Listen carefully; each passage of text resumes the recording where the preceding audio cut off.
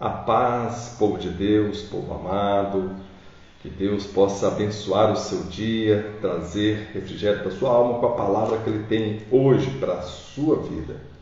E a mensagem do dia é: aquilo que você semear, você colherá.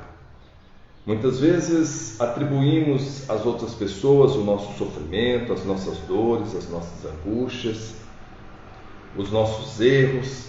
Buscamos nos justificar diante das nossas falhas, diante das nossas limitações, justificar diante da falta de controle que temos sobre as nossas emoções, sobre os nossos atos, sobre nossa vida. Aqui eu quero deixar a mensagem de início para você. Aquilo que você semear, você colherá. É um símbolo da autorresponsabilidade, de que tudo que me acontece, 90%, eu tenho poder para poder mudar, ressignificar.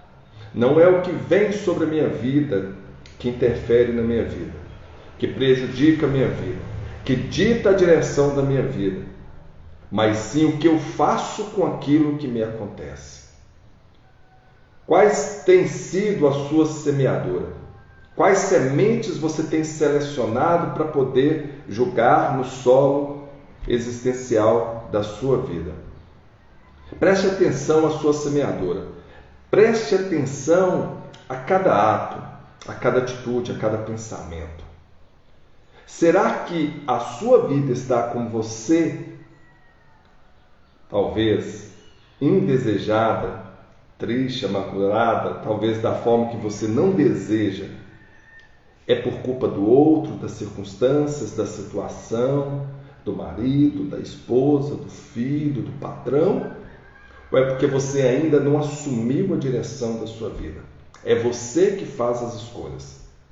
É você que separa as sementes. É você responsável para lançar essas sementes no solo. É você que tem que regar essa semente. É você que também fará as colheitas. Quais são as colheitas que você tem feito na sua vida? Isso é muito forte, né? Isso nos chama para algo de mudança, de ressignificação. Eu preciso mudar a minha postura. Eu preciso mudar a minha maneira de pensar. Não é o outro, e sim eu. Quando eu jogo luz para a minha consciência, saber que tudo que tem acontecido na minha vida tem sido responsabilidade minha.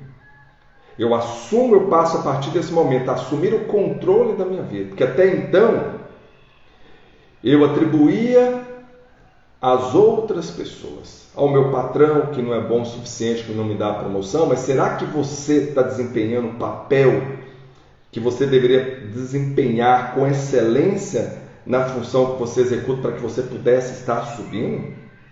Ah, minha esposa ou meu marido não me entendem.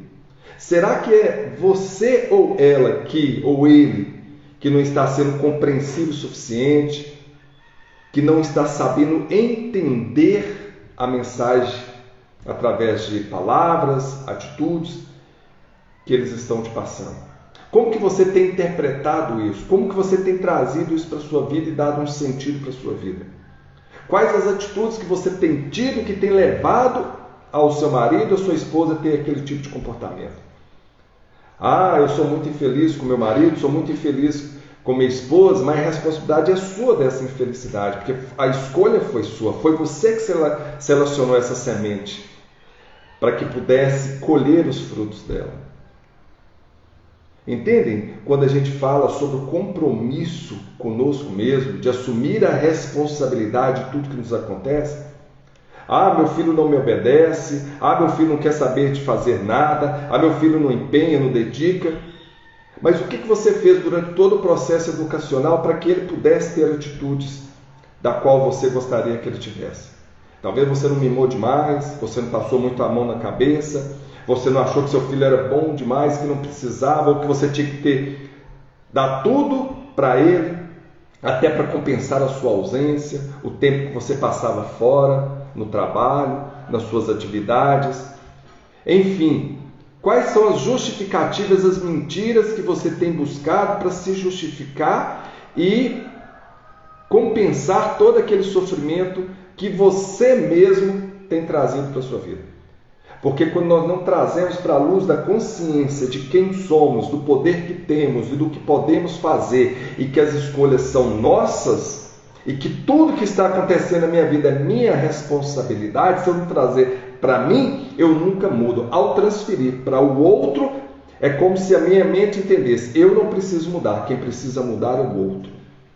O que está acontecendo na sua vida hoje? Talvez desencontros, frustrações, decepções.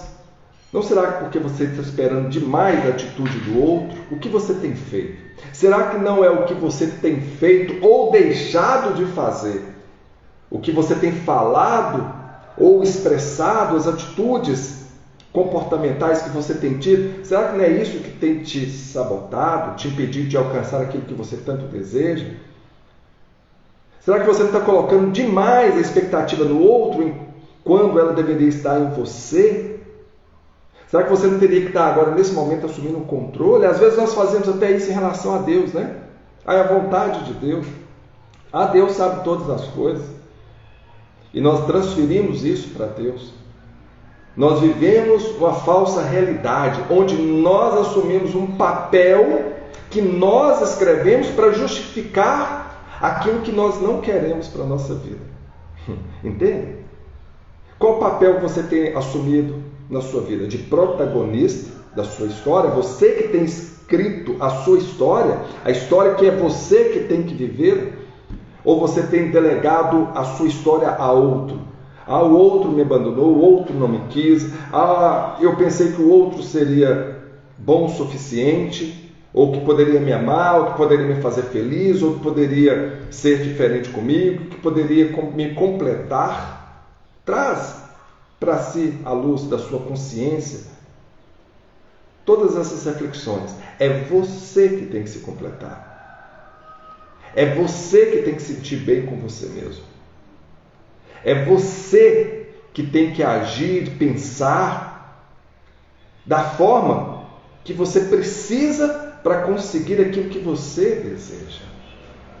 A expectativa tem que estar em você. Só você pode ter a direção da sua vida. Quando você sai da posição de motorista, fazendo uma analogia aqui, para passageiro, ou seja, quando você dá a direção da sua vida para outro, ele vai te conduzir para caminhos que talvez você não queira ir. Mas talvez você queira justamente isso, encontrar pessoas para que você possa se justificar, para que você possa inventar historinhas, mentirinhas, para não se culpar da sua falta de responsabilidade com você mesmo, da sua falta de compromisso contra você mesmo, da sua falta de controle da sua vida. Deus te deu as chaves e a direção para que você pudesse abrir todas as portas e conduzir a sua vida da forma que você melhor desejasse. Ele te deu o livre-arbítrio para você fazer as escolhas. Aí você faz as suas escolhas e depois que você faz as suas escolhas, você está, na realidade, escolhendo às vezes pessoas para que você possa culpar, pessoas que possam justificar as suas falhas, os seus erros, as suas omissões, ou até a sua falta de a sua má escolha, a sua falta de decisão. Então, vamos pensar sobre isso. Maíra, bom dia, feliz sábado para cada um de vocês. Gorete, Roseli, Andresa. Essa mensagem, assim como semeia, aquilo que você semear, você colherá, nos faz refletir assim sobre o nosso comportamento, quais justificativos nós estamos trazendo para a nossa vida, o que nós estamos fazendo da nossa vida, como que nós estamos nos comportando, qual o papel que nós estamos assumindo na nossa vida no dia de hoje. É apenas de um personagem, um coadjuvante, ou de protagonista, daquele que está à frente e à direção da sua vida. Então, se sua vida está do jeito que está hoje, preste atenção. Ei, você, eu estou falando com você. Preste atenção. A responsabilidade é toda sua. Para de mimimi, para de se justificar, para de colocar a culpa em Deus, para de transferir a responsabilidade para outras pessoas. Ah, porque as pessoas não entendem, que a sociedade é cruel, porque Deus quis assim. Enfim, isso só vai te levar, sabe onde? No lugar em que você se encontra hoje. Se o lugar que você se encontra hoje, você está feliz? Parabéns! Você fez as melhores escolhas. Você tomou o controle e a direção da sua vida e não permitiu que ninguém assim o fizesse. Quando nós falamos sim para tudo, nós estamos dando o controle da nossa vida para o outro.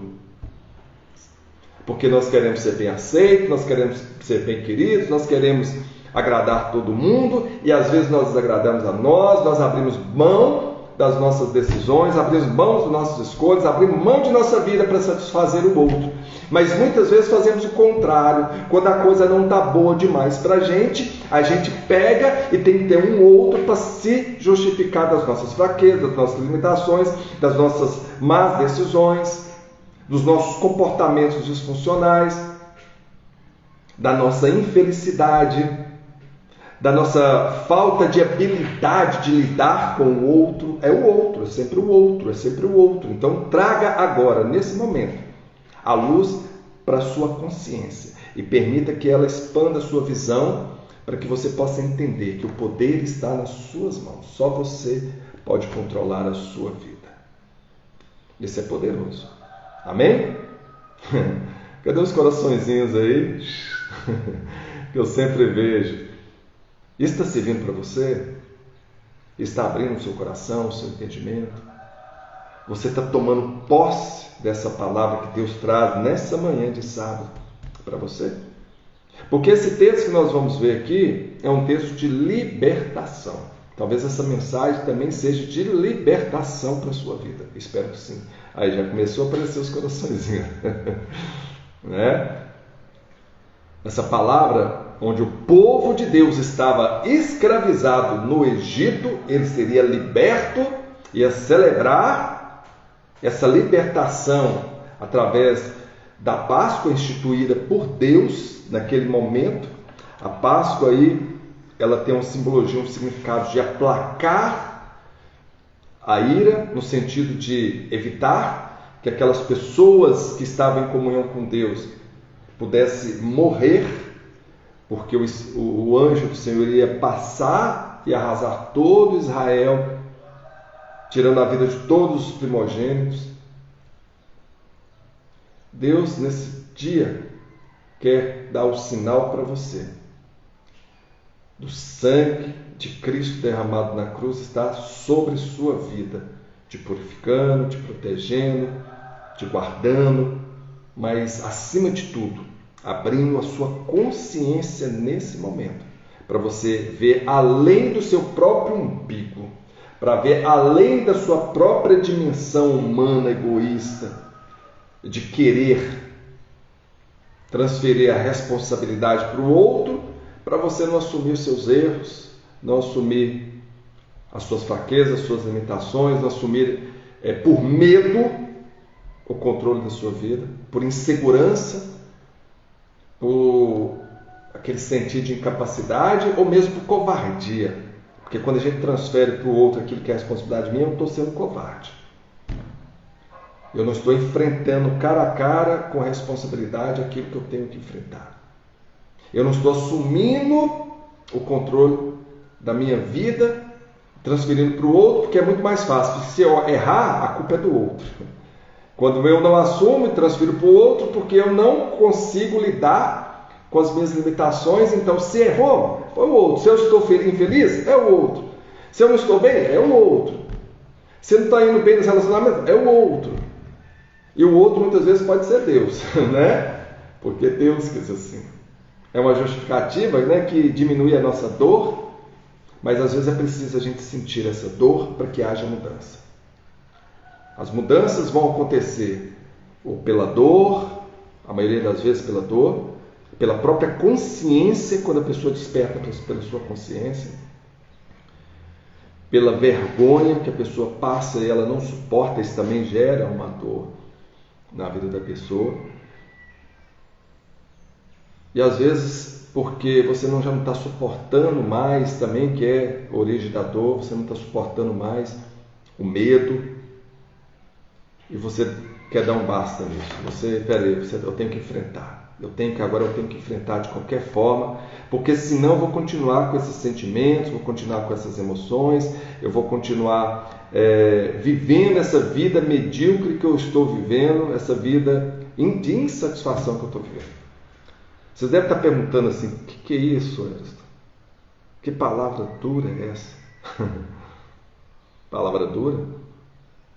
É a palavra de Deus para a sua vida. Ela não é dura. Dura talvez está o nosso coração, de buscar entender isso, assim como o coração de Faraó. Ela é libertadora para a sua vida. Quando nós entendermos isso, assumir isso, tomar posse disso e colocar em nossa vida, a nossa vida vai mudar. E falou o Senhor, Êxodo 12. Então guarde bem essa frase, gente. Aquilo que eu semear, eu colherei. Isso leva-nos a refletir sobre a nossa responsabilidade, sobre a nossa própria vida. Amém? Amém? Toma posse? Toma posse. E falou o Senhor a Moisés e a Arão na terra do Egito, dizendo: este mesmo mês vos será o princípio dos meses. Este vos será o primeiro mês do ano. Aí Deus está instituindo o mês Abib, né, que os judeus até hoje celebram entre março e abril, né, o início do ano para eles, é diferente do nosso. Falai a toda a congregação de Israel, dizendo: aos 10 deste mês tome cada um para si um cordeiro segundo as casas dos pais, um cordeiro para cada família. Mas se a família for pequena para um cordeiro, então tome um só com seu vizinho perto de sua casa, conforme o número das almas, cada um conforme ao seu comer, fareis a conta conforme ao cordeiro. O cordeiro ou cabrito será sem mácula, sem mancha, um macho de 1 ano, o qual tomareis das ovelhas ou das cabras, e os guardareis até o 14º dia desse mês. E todo o ajuntamento da congregação de Israel o sacrificará à tarde, e tomarão do sangue e pô-lo-ão em ambas as ombreiras, na verga da porta, nos umbrais das portas, as laterais, em cima e nas laterais, nas casas em que comerem. E naquela noite comerão a carne assada do cordeiro, com pães asmos, e com ervas amargosas a comerão. Então nós estamos vendo aqui que Deus já está instituindo a Páscoa. O cordeiro que seria imolado, seu sangue seria colhido e seria colocado sobre os umbrais das portas de cada casa, porque o anjo do Senhor passaria. E onde existisse a marca do sangue do cordeiro imaculado, sem mancha nenhuma, sem defeito nenhum, com um ano que foi que foi imolado, ou seja, foi decolado o seu sangue, ele foi pegado e passado nos umbrais para ser o sinal da aliança com Deus. Isso é prefiguração do que seria a vinda de Cristo. O Cordeiro de Deus, que vem e derrama o seu sangue voluntariamente, derrama o seu sangue e depois apresenta ao Senhor para todos aqueles que receberam de Cristo esse sangue para purificação, como sinal de aliança. Aqueles que aceitam Jesus, o sacrifício de Jesus, como aliança a Deus, ele não mais morrerá. Deus amou o mundo de tal forma que entregou o seu único filho, para que todo aquele que nele crê não morra. Aqui, toda aquela casa onde que o sangue do cordeiro estivesse sobre os umbrais, o primogênito não morreria. Ao contrário das casas onde não houvesse esse sinal. Então, o sinal de Deus para a sua vida é quando você aceita o sangue de Jesus, que foi derramado na cruz, como sinal de libertação, de salvação, de remissão dos seus pecados. Ali Deus já está instituindo, é a forma de aplacar a ira do anjo de Deus. Viu o sangue do cordeiro, o anjo do Senhor não irá sobre aquela casa com a ira de morte. As pessoas que vê o sangue do Senhor em você, quando você aceita Jesus, o sacrifício vivo de Jesus sobre a sua vida, aplaca a ira do anjo do Senhor. E você, nesse momento, você passa de uma situação em que você estava morto, ou seja, o salário do pecado era a morte. Como éramos pecadores, vivíamos no pecado, e o nosso destino seria a morte, com o sangue de Jesus sobre nossa vida, nós agora não somos mais pecadores, porque nós fomos remidos, nós fomos lavados pelo sangue de Jesus, agora nós somos adotados por Deus como filhos de Deus. Antes eram filhos da ira, onde que o anjo do Senhor passaria e o destino, o salário do nosso pecado seria a nossa morte. Agora, se você tem sobre a sua vida o sangue de Jesus, que você aceitou, aquele sangue que foi derramado no madeiro para a remissão dos nossos pecados, você aceitando Cristo em sua vida, você tem um sinal, o selo de Deus em você. Você tem um sinal, e toda vez que alguém olhar para você, você estará imune a qualquer situação de morte. Porque quando a gente fala de morte, é morte espiritual. O corpo nosso pode voltar para a terra, virar pó. Mas nosso espírito não pode afastar de Deus. Porque quando o nosso espírito está em comunhão com Deus, nós aceitamos o selo, que é o seu Espírito Santo, o selo que há em nós, que representa o símbolo pascal, ou seja, em que Jesus derramou o sangue, o Cordeiro de Deus derramou o sangue para placar a ira de Deus contra aqueles que viviam em pecado e em morte. Então, da mesma forma que nós vemos que o cordeiro, o cabrito sem mancha, assim como Jesus não tinha pecado. Por quê? Tinha que ser sem mancha, porque é pré-figura do Cordeiro de Deus. Lá em Abraão, você lembra quando ele foi oferecer sacrifício a Deus para poder imolar o seu filho, para poder colocar diante de Deus como sinal da sua fé, da sua confiança no Senhor, e Deus providenciou o Cordeiro estava lá, o Cordeiro de Deus já estava lá, em substituição aos nossos pecados. Esse Cordeiro aqui é um símbolo do Cordeiro que veio depois, o Cordeiro de Deus, em substituição aos nossos pecados. Esse Cordeiro aqui que morreu simboliza Cristo, aquele que foi colocado em substituição para que nós não morrêssemos no pecado. Então, o povo aqui inicia e celebra a Páscoa nesse período, mês de Abib, em que a Páscoa tem a simbologia de libertação do povo, onde a ira de Deus passou sobre todo o Egito, só que os primogênitos do povo que tinha aliança com Deus não morreram. Então a Páscoa é a libertação. É onde nós vimos que o sangue do Cordeiro aplacou a ira do anjo do Senhor. Aplacou a ira de Deus, ou seja, não estamos mais no pecado, cujo salário seria a morte, não mais a morte nos tem, mas sim a vida eterna que temos quando nós estamos a presença de Deus, quando nós aceitamos o sacrifício vivo de Jesus, o sangue do Cordeiro sobre nossas vidas.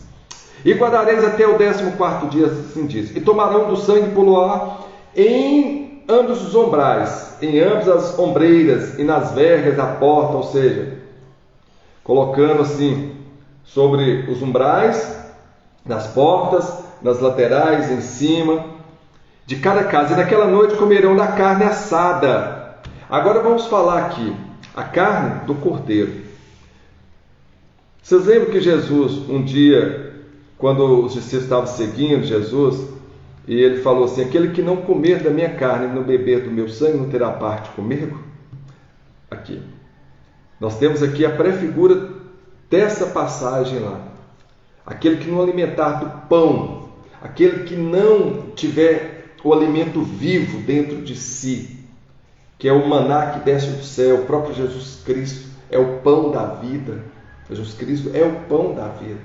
quem não beber do seu sangue, aquele que não aceitar o seu sangue como sacrifício vivo para expiação do seu pecado. Vocês vão entender muito bem o que significa isso. Expiar seria eliminar, seria te lavar dos seus pecados, seria tirar os seus pecados.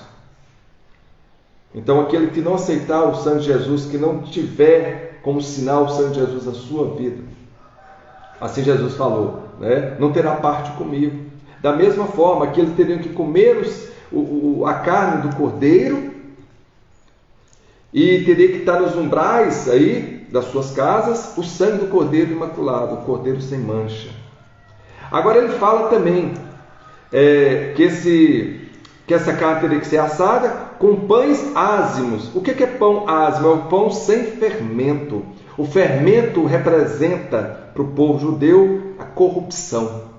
Então, sem fermento é uma simbologia de que o povo não teria que estar corrompido mais pelos valores daquela terra, não poderia estar em comunhão com os valores daquela terra, com a cultura daquele povo, com as deidades, as divindades daquele povo.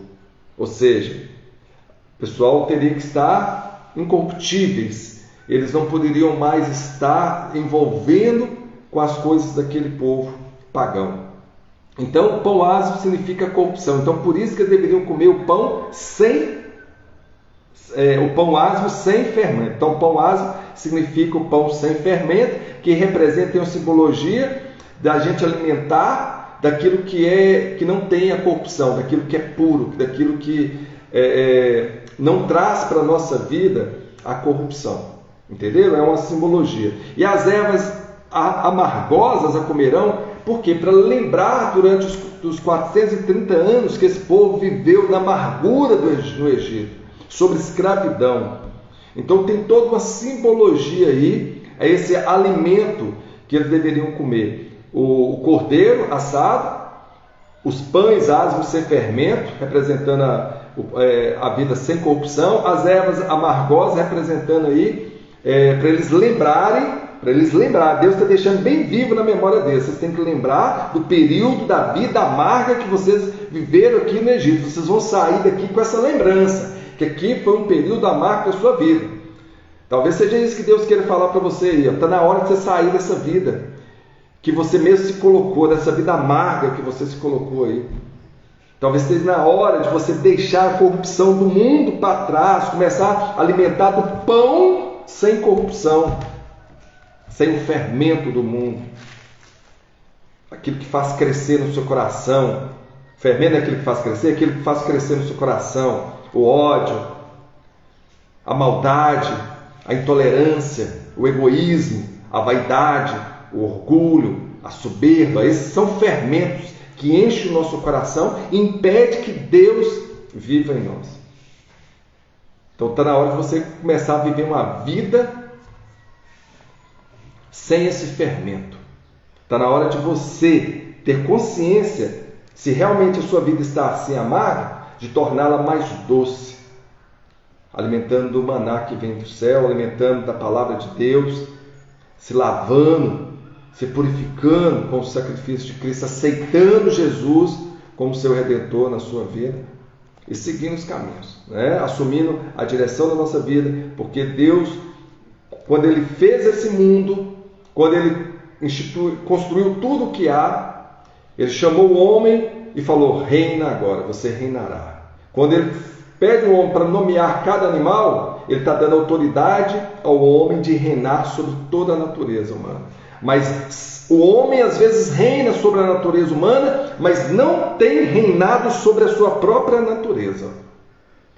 Isso é terrível, né? Porque as pessoas não têm trazido para a luz da consciência aquilo que eles precisam ser e a postura que eles precisam assumir como filhos de Deus. Então assim diz o Senhor: assim, pois, o comereis, os vossos lombos cingidos, os vossos sapatos nos pés. Olha como que eles deveriam colher. Não comereis dele cru, nem cozido em água, senão assado no fogo. A sua cabeça com os seus pés e com a sua fressura. Ou seja, teria que comer todo o cordeiro. Até a parte que eles não gostavam, eles tinham que comer. Para indicar que nem tudo que a gente não tem que fazer nem somente aquilo que a gente gosta, mas sim a vontade de Deus. Então tinha que comer todo, não podia deixar nada, nenhuma parte por fora, teria que ser todo o cordeiro. Você tem que aceitar Jesus por inteiro.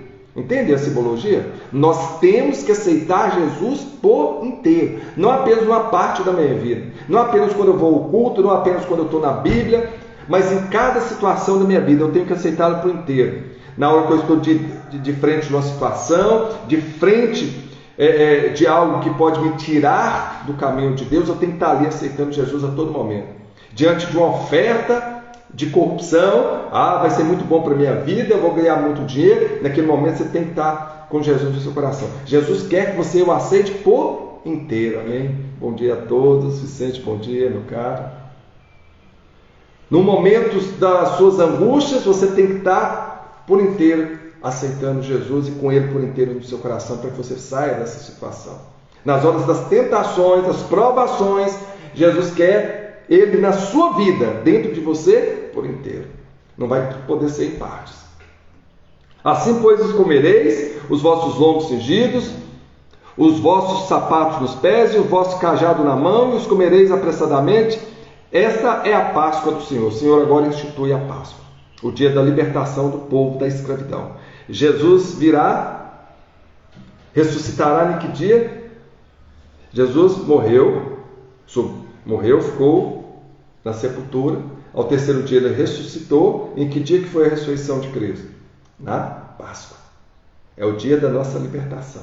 Ele venceu a morte. Ao ressuscitar, ele saiu lá dos porões da sepultura, da morte, do cárcere da morte, da escravidão da morte que nós servíamos, e ao ressuscitar ele venceu a morte. Ele se libertou da morte por mim e por você, para que nós pudéssemos ser livres. Então a ressurreição de Cristo representa a Páscoa, a nossa libertação. Agora sabemos que não mais morreremos pelo pecado, mas viveremos em Cristo Jesus. É lindo e maravilhoso, né, gente? É maravilhoso. E assim Jesus fala que eles deveriam... a palavra de Deus fala, Jesus mesmo, né? Que é a própria palavra de Deus. Em João fala, a palavra, o verbo se fez carne e habitou entre nós. Então Jesus é o verbo, é a palavra. Assim, pois, os comereis vossos lombos cingidos, ou seja, eles deveriam estar preparados para poder sair da escravidão, sair do Egito. Assim que eles acabassem de comer, eles deveriam estar tudo pronto, com as sandálias nos pés, com o cajado na mão, com os lombos cingidos, ou seja, com as roupas de viagem, porque ali eles deveriam sair. É isso que Deus quer. Apresse, vai, prepara, vamos lá, prepara para você sair dessa situação que você se encontra. Vai lá, calça os seus sapatos, pega o seu cajado, a sua espada, né? Para você guerrear. Está na hora de sair dessa situação, dessa escravidão. Jesus vai estar com você, Jesus vai estar te alimentando. Você vai estar já alimentado quando você sair dessa situação, porque Jesus é que nos dá a força. Jesus é o pão maná, o pão ázimo que desce dos céus. Nele não há corrupção. Jesus já derramou o seu sangue sobre nós, já aplacou a ira de Deus sobre a nossa vida e nos deu a salvação, a vida eterna. É isso aí que Deus quer para a sua vida. Está na hora. Se você tem Jesus na sua vida, por que você continua na mesma situação? Vamos lá, está na hora de se libertar, sair dessa escravidão que você está vivendo, seja a escravidão do pecado, seja a escravidão das circunstâncias, seja a escravidão da covardia, seja a escravidão do medo, seja a escravidão da corrupção, seja a escravidão do seu egoísmo, da sua vaidade. Qual que seja a sua escravidão, está na hora de você sair fora disso. Sai fora, rapidinho. Você já está preparado para isso. Deus já te alimentou o suficiente até hoje. O que você está esperando? Então a hora é agora. É isso que a palavra de Deus está falando. Povo, está na hora de sair. Fica preparado, porque assim que você estiver alimentado, assim que o Cordeiro te alimentar, saia disso agora. Assim que Jesus se apresenta diante de nós como pão vivo, e que nós comemos a sua carne, bebemos o seu sangue, simbolicamente falando, gente, quando nós aceitamos Jesus em nossa vida, nos alimentamos da palavra de Deus, bebemos da água viva que desce dos céus. Ele é a água viva. Aquele que beber dessa fonte nunca mais terá sede. Nós estaremos preparados para uma longa jornada. Sairmos da situação de escravidão que estamos para nossa libertação. É isso que vocês querem? Amém? Está tomando posse aí? E aí o que Deus fala? E eu passarei pela terra do Egito essa noite, ferirei todo o primogênito da terra do Egito, desde os homens até os animais, e todos os deuses do Egito farei juízos. Eu sou o Senhor. Por que ele fará juízo sobre todos os deuses do Egito? Porque eles usavam os animais como sacrifícios. Os homens adoravam esses deuses. Então, quando Deus julgar esse juízo, quando Deus vier com esse juízo sobre a terra do Egito, e onde ferirá os primogênitos, quem eram os primogênitos? Era a figura mais importante depois do pai na família, porque na falta do pai, do patriarca, na falta da liderança, quem assumia a responsabilidade era o primogênito. A herança da liderança, da administração e da vida daquela família dependeria primeiramente do cabeça da família, que era o homem, e depois, na ausência dele, de quem? Do primogênito. Então ele ia tirar toda a esperança daquele povo do Egito, que colocava esperança em si mesmo, no próprio homem. Assim faria também com o faraó, assim faria também com os animais que eram oferecidos como sacrifício aos deuses. E os animais também seriam feridos pelo anjo do Senhor, os primogênitos dos animais. E aquele sangue vos será por sinal. Então aquele sangue que passou do cordeiro nos umbrais, nas portas, nas laterais, em cima, seria como sinal nas casas em que estivesse. Vendo eu o sangue, passarei por cima de vós, e não haverá entre vós praga de mortandade, quando eu ferir a terra do Egito. Se você tem um sinal de Deus na sua vida, fica tranquilo, Deus estará te protegendo, te guardando, te guiando. Não que você não vai ter aflições, mas Deus vai te dar força para você superar todos os desafios, as dificuldades, para um propósito muito simples, para te fortalecer, para te preparar para a jornada, para a caminhada, para você alcançar a terra prometida. Deus nos prepara a todo momento, nos protege, nos guarda, nos livra de todo mal. Mesmo diante das dificuldades, Ele nos dá força. Ele nos dá libertação. Então, e esse dia vos será por memória, e celebrar-lo-eis por festa ao Senhor, das vossas gerações celebrareis por estatuto perpétuo. O povo judeu, que hoje nós falamos povo judeu, são os hebreus, é uma nova denominação para os hebreus, para o povo de Israel. Eles celebram esse dia, todo ano celebram, como estatuto, estatuto perpétuo dessa aliança de Deus. Esse dia será por memória, diz. Então, até hoje é celebrado. 7 dias comereis pães asmos, ao primeiro dia tirarei o fermento das vossas casas, porque qualquer que comer pão levado, ou seja, com levedura, com fermento, desde o primeiro até o 7º dia, aquela alma será cortada de Israel. Então, aqui ele está instituindo aqui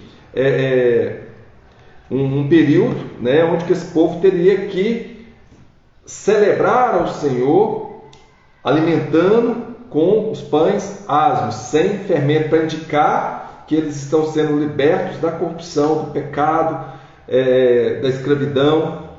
Então, e ao primeiro dia haverá santa convocação, também ao 7º dia tereis santa convocação, nenhuma obra se fará nele, senão o que cada alma houver de comer, isso somente aprontareis para vós.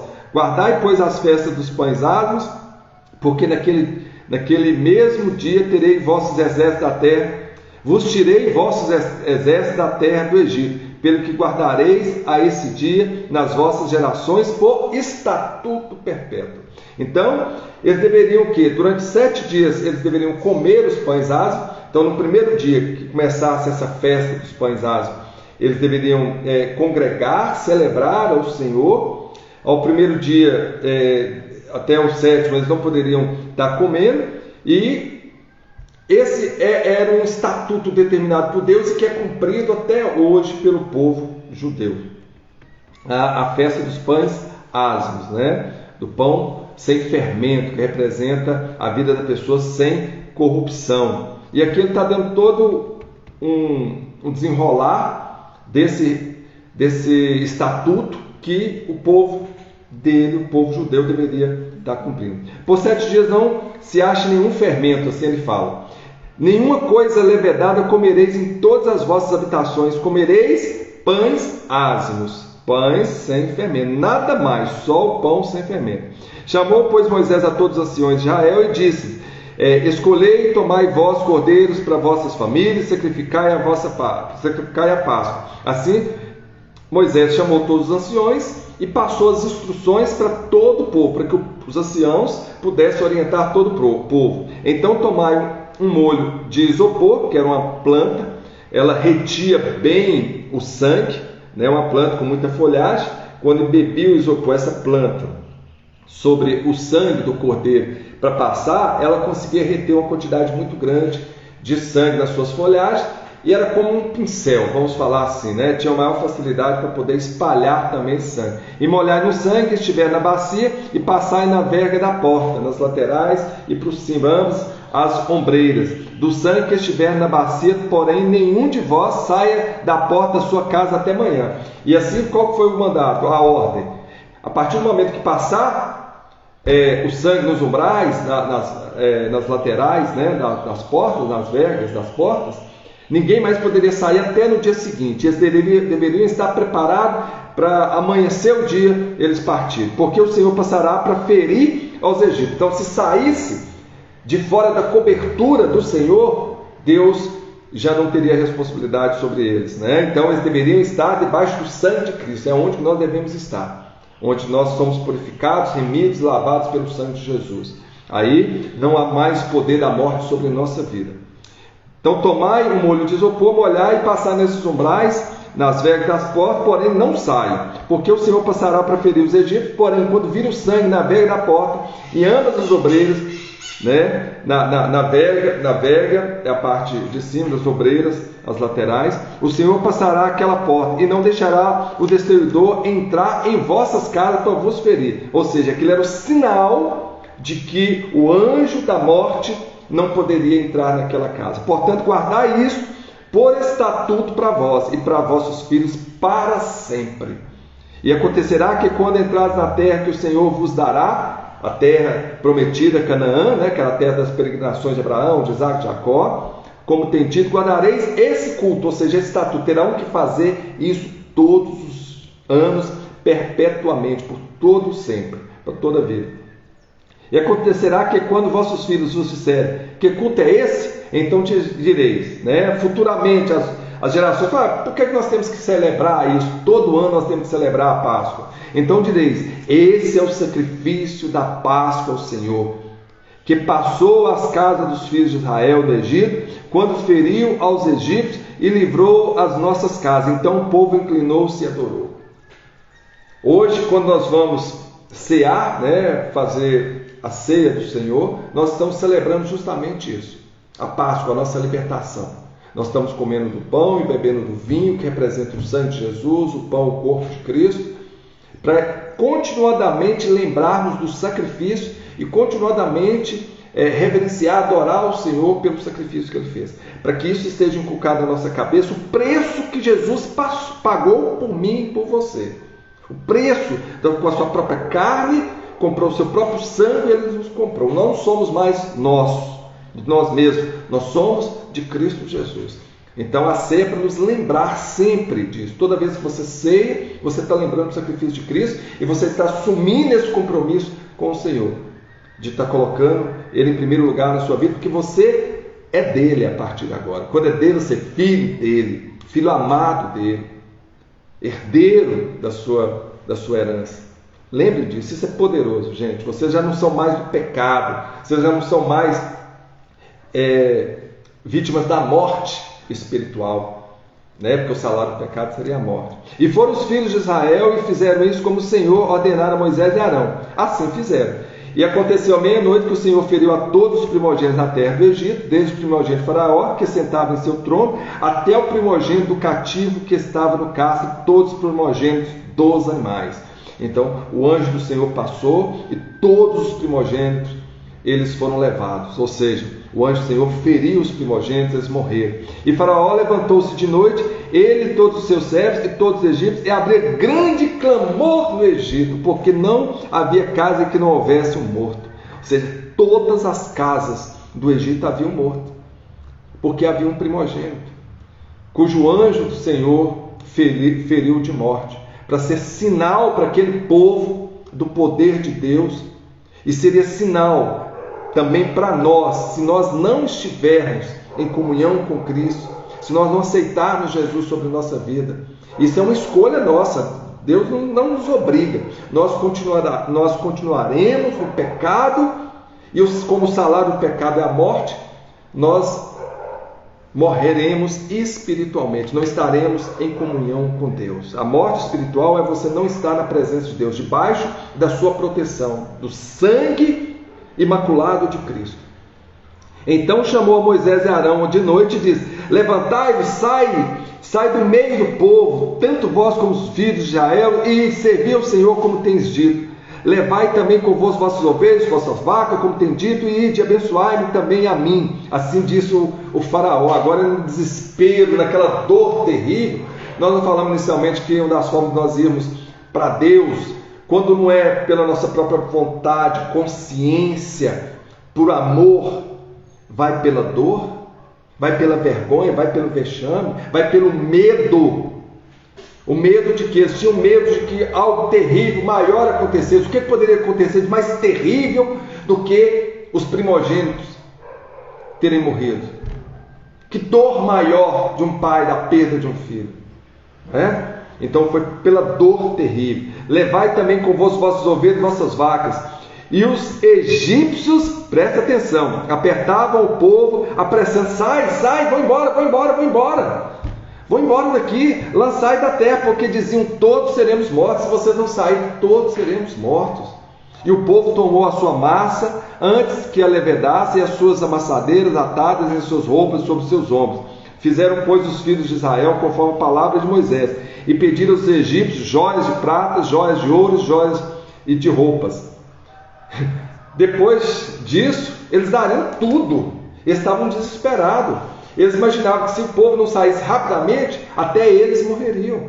Já havia tantas pragas sobre o povo do Egito, já não tinha gado, já não tinha ovelha, já não tinha pasto, já não tinha água para beber, muitas pestes, feridas sobre o corpo, tempestades, granizos, trovões, tudo isso veio como praga, sobre sinal de Deus, das maravilhas de Deus, para provar que apenas Ele, o Deus Todo-Poderoso, era o único Deus que existia, e colocando por terra todas as deidades, todos os deuses pagãos desse povo. Então eles passaram a acreditar em Deus de Israel, que era o Deus poderoso, era o sinal de Deus para revelar que não existia nenhum outro Deus. E assim também Deus julga todos os deuses desse povo, assim como julgou a maldade do povo do Egito.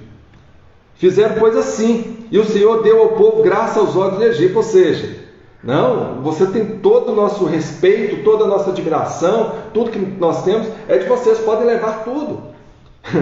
E esses lhe davam o que pediam e despojavam os egípcios. Ou seja, aquilo, durante os 430 anos que eles viveram como escravos, agora eles estavam recebendo parte daquilo que era devido. Então Deus não deixará que ninguém te despoje, Deus não permitirá que ninguém tire aquilo que é bênção dele da sua vida.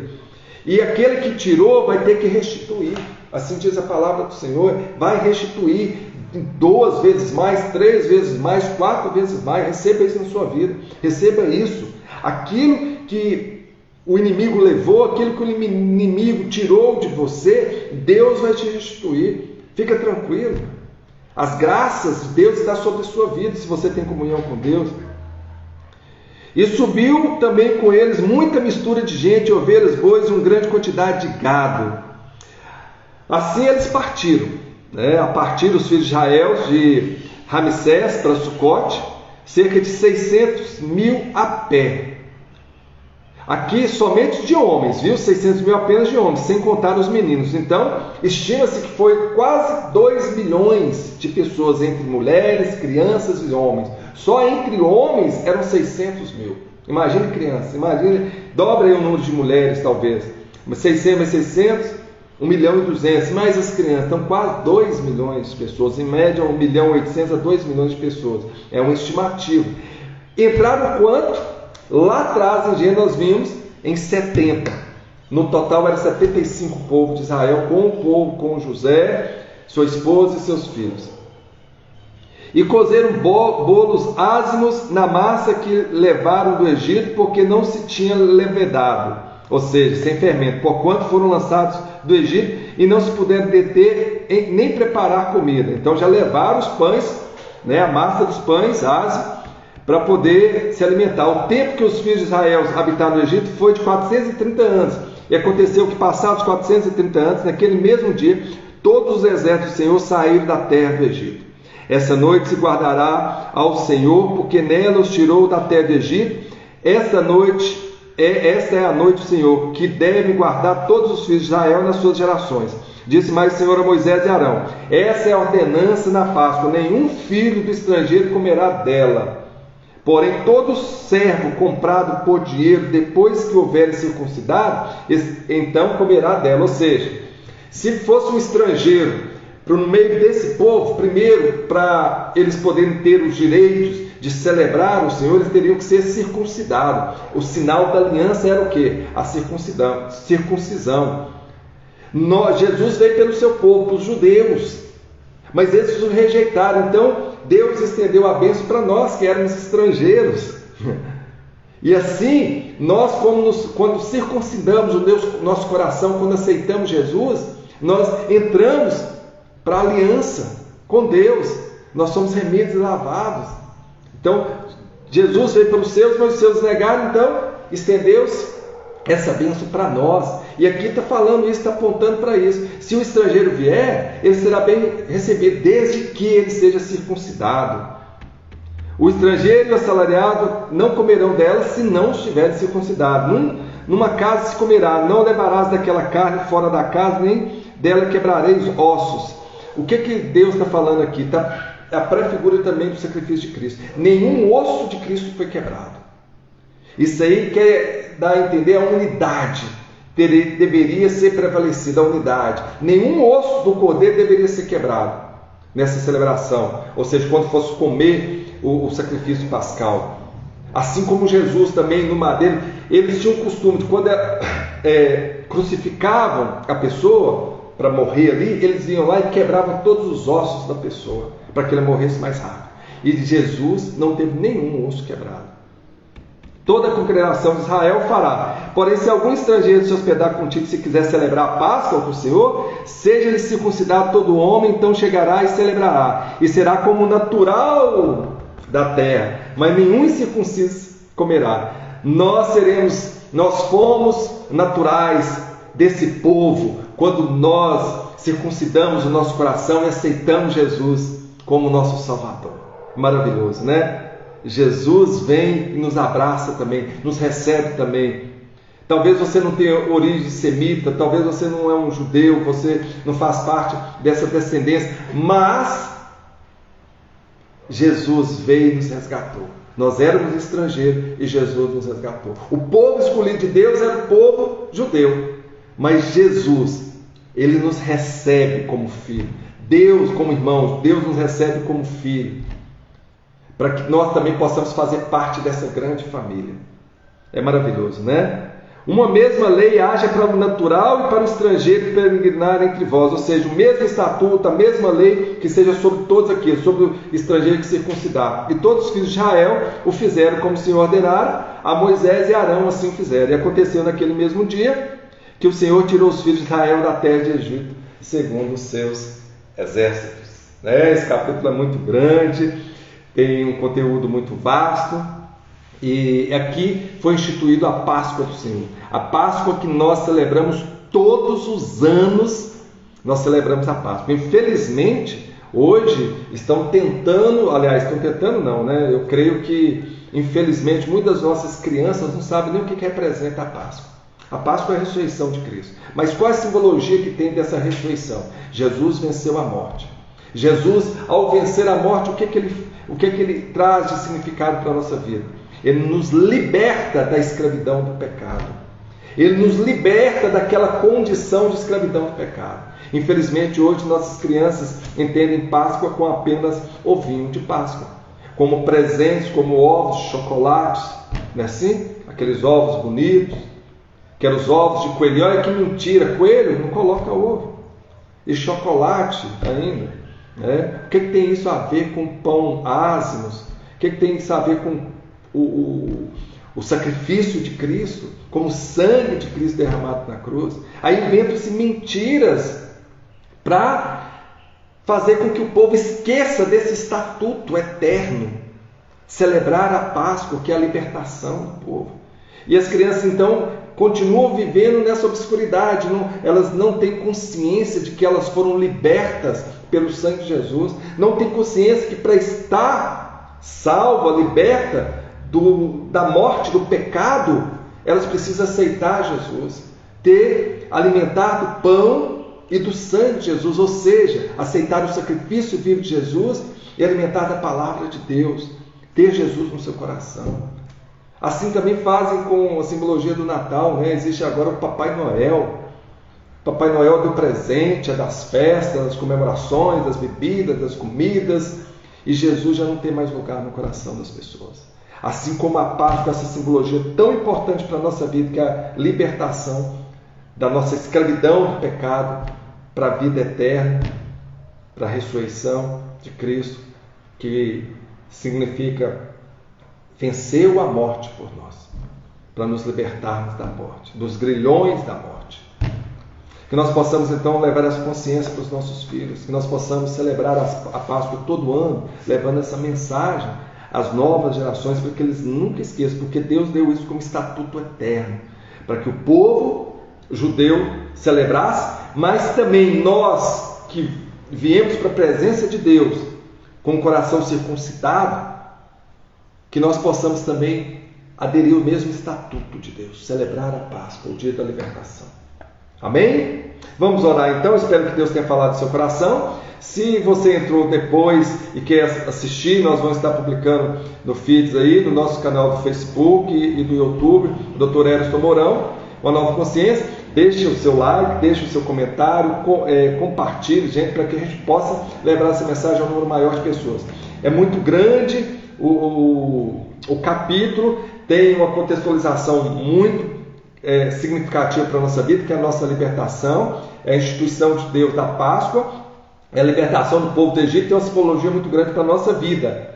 Foi quando Jesus morreu no madeiro, o Cordeiro de Deus derramou o seu sangue e nos libertou da escravidão do pecado. Isso devemos trazer um significado perpétuo para a nossa vida, é uma simbologia e é algo que nós temos que celebrar a cada dia, estar com isso no nosso coração a cada dia. Não vivemos mais por nós, mas Cristo vive em nós. Amém? Ó Deus Pai Todo-Poderoso, que a Tua palavra que veio ao nosso coração hoje, aos nossos corações, possa, Pai, impactar, quebrantar o nosso coração, que nós possamos circuncidar o nosso coração sempre, Pai, e lembrar do seu sacrifício, do sacrifício do Cordeiro de Deus, que veio, que derramou o seu sangue, que morreu no madeiro, Pai, que era sinal de maldição para todos aqueles que eram pregados. Ele se fez maldição por nós, para que nós não pudéssemos ser mais malditos pelo nosso pecado, para que a ira do anjo do Senhor não nos ferisse mais de morte, porque o salário do pecado é a morte,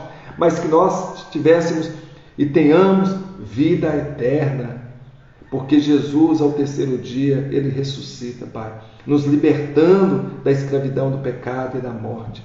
Nós temos esperança em Cristo Jesus, e Jesus hoje fala ao seu coração, e nós oramos ao Deus, Pai Todo-Poderoso, que possa tocar no seu coração, possa circuncidar o seu coração, que você possa aceitar o sangue de Jesus sobre a sua vida, que você possa sair dessa escravidão em que você vive agora, que você possa entregar totalmente, que Jesus possa estar em você, que Jesus te alimente a cada manhã, a cada dia, com essa palavra, com esse pão ázimo aqui, sem corrupção, que você possa viver uma vida em santidade e comunhão com Deus, e que Deus possa estar permanentemente em nossas vidas, trazendo sempre uma mensagem, uma palavra de fé, de esperança, de amor e de libertação para a sua vida. Assim seja. Amém? Amém. Assim, Jonathan, abraço. A todos que estão da tapeçaria aí, Xavier, Malharia e tapeçaria Xavier, Daniela, né? Daniela Gomes, Suzo, é isso? Então, todos vocês que estão tendo a oportunidade de estar aqui nesse momento, mesmo que seja no finalzinho, nós de segunda a sábado, todos os dias, às 6 horas da manhã, estamos nesse propósito de fé. PDF, propósito de fé, 365, estudando a palavra de Deus de Gênesis a Apocalipse, interpretando e contextualizando ela para a nossa vida, para que seja alimento espiritual para você. E ao domingo, no caso amanhã, às 8 horas da manhã, espero vocês. Assim, ficamos por aqui. Um abraço, que Deus nos abençoe. Até amanhã.